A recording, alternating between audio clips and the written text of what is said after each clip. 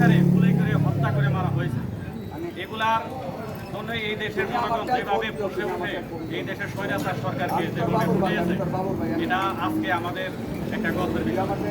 ছাত্র জনতা এবং আমাদের সকল সহযোগী ভাইরা সবাই মিলে এই দেশের জনগণ এবং এই দেশের মানুষকে এখন আমরা আমাদের দায়িত্ব, যখন এই দেশের ভোটের অধিকার ফিরিয়ে দিয়ে, গণতন্ত্র ফিরিয়ে দিয়ে সকল মানুষকে নিরাপদে এবং শান্তিতে বসবাস করার জন্য আমি বলতে চাই যে আপনারা সবাই কেউ উচ্ছৃঙ্খলতা না করে কেউ সুন্দরভাবে সুশৃঙ্খলভাবে আমরা জানি শান্তিমতো থাকতে পারি।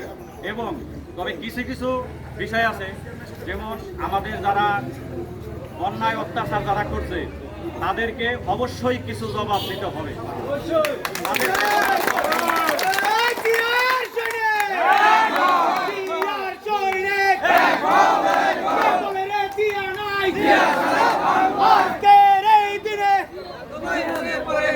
আমাদের মনে রাখতে হবে আমাদের নেতা তোজামেল হক তোজা ভাই আগামীতে ইনশাল্লাহ আমরা এই মাঠ পর্যায় থেকে কঠিন এবং স্বতঃস্ফূর্তভাবে তাকে আমরা সবাই মিলে একযোগে মাঠে নেমে তাকে আমরা সহযোগিতা করব ইনশাল্লাহ।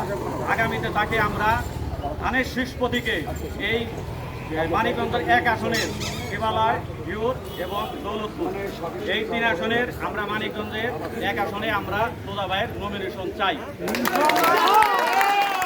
এটার জন্য এখানে তোজা ভাইয়ের বাইরে আর কোনো আমরা কিছু শুনতে চাই না। আমাদের নেতা তোজা ভাই আমরা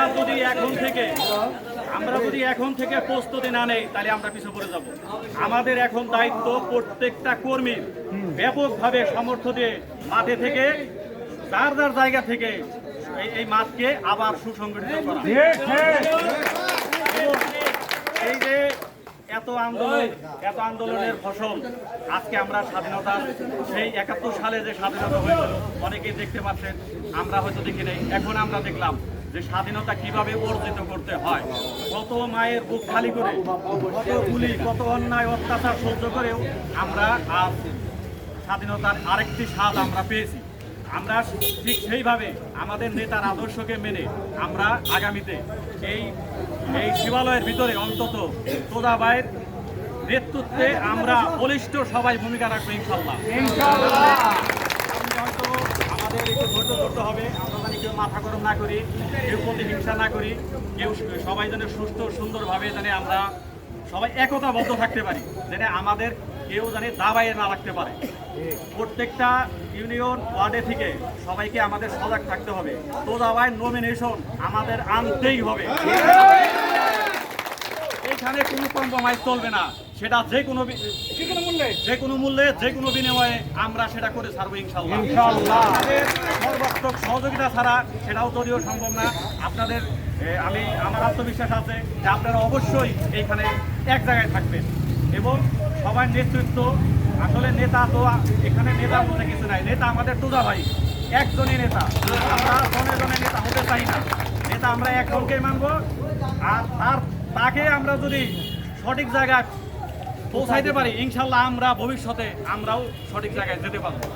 ওই আশা ব্যক্ত রেখে আমি আবার সংক্ষিপ্ত বক্তব্য